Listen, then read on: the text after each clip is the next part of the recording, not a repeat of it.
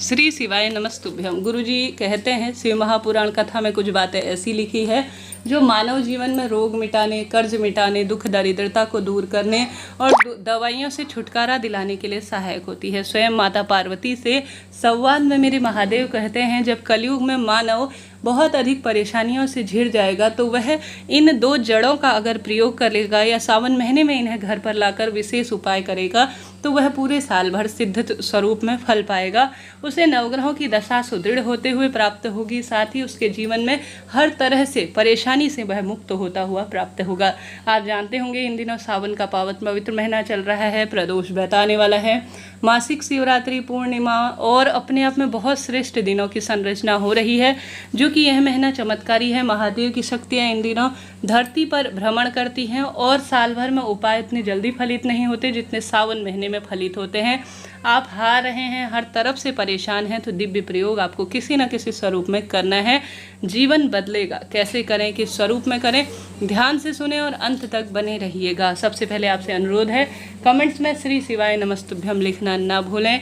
सबसे पहले आप सभी को नियमबद्ध तरीके से इस महीने जितना संभव हो शिव पूजा के लिए अपना समय व्यतीत करना है। जिसने महादेव को थोड़ा सा अपना समय दे दिया उसका समय बदलता है और हर स्वरूप में बदलता है। गुरुजी के पास लाखों पत्र ऐसे आते हैं जिनमें स्पष्ट स्वरूप में लिखा होता है, गुरुजी इतने पत्रों को पढ़ भी नहीं पाते हैं, 20-25 साल बाद संतान हुई है, रोग मुक्त हुआ है, कैंसर तक की बीमारी दूर हुई है। कुल मिलाकर जहाँ विश्वास है वहाँ महादेव है। इन दिनों ब्रह्मांड में श्री शिवाय नमस्तुभ्यम गूंज रहा है। अगर आप उसे महसूस करेंगे तो खुद ही अपने आप में परिवर्तन प्राप्त करेंगे। तो जहाँ विश्वास है वहाँ मेरे महादेव है और मेरे महादेव का वास कण कण में है। तो आप सभी को इस दिव्य का जड़ का प्रयोग कैसे करना है ध्यान से सुनिए। 2 दिव्य जड़ों का उपाय बताऊंगी। अगर एक दिव्य उपाय आप कर चुके हैं तो दूसरी जड़ का प्रयोग कीजिएगा, सिद्धता के श्रेष्ठ में यह माना जाएगा। तो आप सभी को, जैसे कि शास्त्रों में कहा गया है, इस वृक्ष की जड़ हो या इस वृक्ष की डाल। आपके प्रश्न आते हैं, दीदी हमें यह जड़ प्राप्त नहीं हो पाती है, तो मात्र जाल भी जो है डाल आपको प्राप्त हो जाए तो भी आप कर सकते हैं। महादेव को जो सबसे अधिक प्रिय है वह है रुद्राक्ष, वह है बेलपत्र, वह है त्रिशूल। मेरे महादेव को भस्म प्रिय है और उनके गले में वासुकी नाग है। मेरे महादेव को महल तो महला नहीं चाहिए, विशेष आडंबर नहीं चाहिए। मेरे महादेव को सरल सी पूजा चाहिए। आपका सच्चा भाव, सच्चा मन चाहिए। महादेव ने आपको जिम्मेदारी दी है, उसे आप सही भांति से निर्वाह कर रहे हैं और थोड़ा सा समय पूजा और मंत्र जाप के लिए निकाल रहे हैं तो समझ लीजिए आप अपना भाग्य बदल रहे हैं, आप कर्ज इत्यादि से मुक्ति पा रहे हैं। हाल ही में गुरुजी ने एक श्रेष्ठ उपाय बताया है जो कि सावन महीने में आपको करना है। गुरुजी कहते हैं, हार रहे हैं, हर तरफ से परेशान हैं, तो आप सभी को सावन के पावन पवित्र महीने में विशेष तौर पर मंत्र जाप की शक्ति को जो है बढ़ाना है। शास्त्रों में कहा गया है, मीरा ने मंत्र की जाप की शक्ति से भगवान को प्राप्त किया था, नरसी ने मंत्र जाप की शक्ति से भगवान भजन से प्राप्त किया था, और साथ ही सभी जो ऋषि मुनि जन हुए हैं उन्होंने भगवान की भक्ति, मंत्र जाप इत्यादि से अद्भुत शक्तियाँ प्राप्त हुई हैं। कमेंट्स में आप सभी भी कोई सा भी महादेव से संबंधित एक मंत्र लिख दीजिएगा। आप जानते होंगे इस कलयुग में मंत्रों की शक्ति अद्भुत कही गई है। जितना संभव हो आपको इस महीने मंत्र जाप जरूर से करना चाहिए। गुरुजी ने कहा है, या तो बेलपत्र पेड़ के नीचे बैठकर आप सभी श्री शिवाय नमस्तुभ्यम महामंत्र इस महीने किसी भी 5 दिन, अगर बेलपत्र पेड़ के नीचे नहीं जा सकते हैं तो एक माला बेलपत्र वृक्ष की थोड़ी सी मिट्टी मस्तक पर लगाकर अपने घर पर कर सकते हैं। लगातार 5 दिन न कर पाने की स्थिति में छोड़ कर कोई भी 5 दिन आप कर सकते हैं। अगर आप सभी बेलपत्र की मिट्टी भी प्रबंध नहीं कर पा रहे हैं तो बेलपत्र शिवलिंग पर चढ़ी हुई भी अपने मस्तक पर लगाकर लगातार 5 दिन जो है आप सभी को श्री शिवाय नमस्तुभ्यम महामंत्र की एक माला का जाप करना है। निश्चित ही आपका भाग्य बदल जाएगा, इससे संकट कष्ट पीड़ा की मुक्ति होगी। कहा जाता है श्री मेरी माता रानी है, शिवाय अर्थात मेरे महादेव है, तो दोनों का नाम मंत्र हम जाप कर रहे होते हैं, वंदन उन्हें नमन कर रहे होते हैं, तो जीवन में किसी न किसी स्वरूप में तो परिवर्तन आना ही है। तो हार रहे हैं, हर तरफ से कष्ट पा रहे हैं, तो आपको यह प्रयोग इस सावन महीने में छोड़ना नहीं है, करना है किसी न किसी स्वरूप में। इसके साथ साथ जीवन में हर तरफ से परेशान है, संकटग्रस्त है, रोग जो है आपको खाया जा रहा है, हर तरफ से आप परेशान हैं, तो इस महीने एक जड़ का उपाय आपको सिद्धता के स्वरूप में करना है। वह जड़ है, प्रथम वाली जो जड़ बताने जा रही हूँ, दूसरी जड़ का भी उपाय सुनिएगा, वह है बेलपत्र की जड़। इसका उपाय और उसका प्रयोग कैसे करना है ध्यान से सुनिए। गुरुजी ने यह उपाय जो है हरिद्वार में उनकी कथा हुई थी तब बताया था। समय समय पर गुरुजी इस उपाय के बारे में बताते रहते हैं, आप में से कई भक्तजनों ने किया भी होगा। आपको यह उपाय शिव मंदिर में या घर पर कभी भी कर सकते हैं।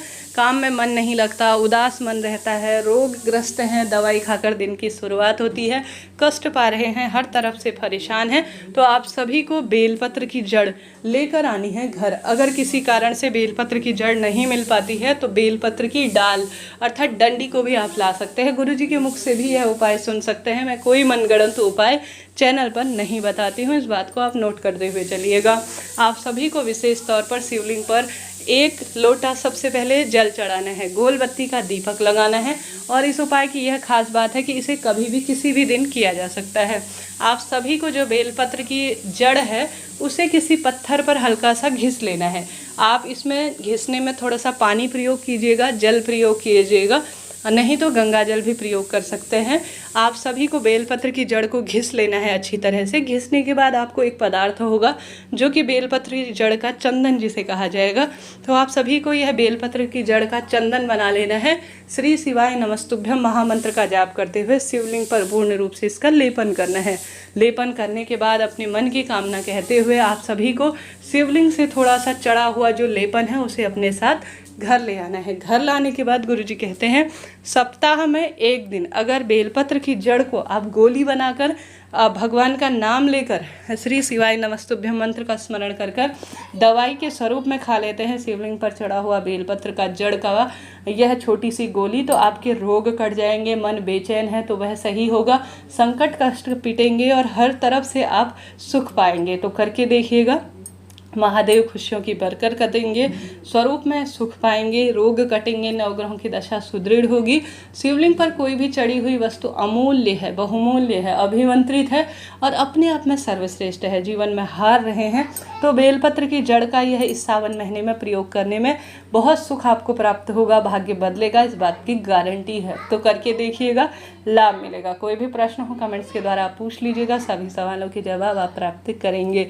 दूसरी जो जड़ बताने जा रही हूँ वह है आंकड़े के जड़। आंकड़े की जड़ गुरुजी ने कई बार कहा है जो लंबे समय से संतान उत्पत्ति की दिक्कत से जूझ रहे हैं, 10-15 साल हो गए संतान प्राप्त नहीं हो रही है, तो बेलपत्र जो आंकड़े की जड़ है, पति पत्नी एक साथ जाएं, तुमरुका जी का नाम लेकर बेलपत्र की जड़ आंकड़े की जड़ है उसे उखाड़ कर लाएं। तुमरुका जी का नाम लेकर महादेव के शिवलिंग से 21 बार आप सभी घुमा लीजिए, अर्थात उतारा कर कर लाल धागे में छोटे से लाल कपड़े में अपनी कमर पर आप बांध लीजिए।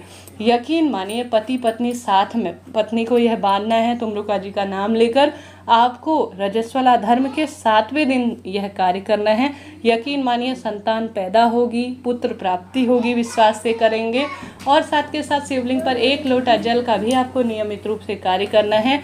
शिवलिंग पर बेलपत्र चढ़ाने का भी कार्य करना है। भाग्य बदलेगा, संकट कटेगा। उपाय अगर मन की कामना कहते हुए विश्वास से करेंगे तो कोई काम ऐसा है ही नहीं जो पूर्ण ना हो। हर हर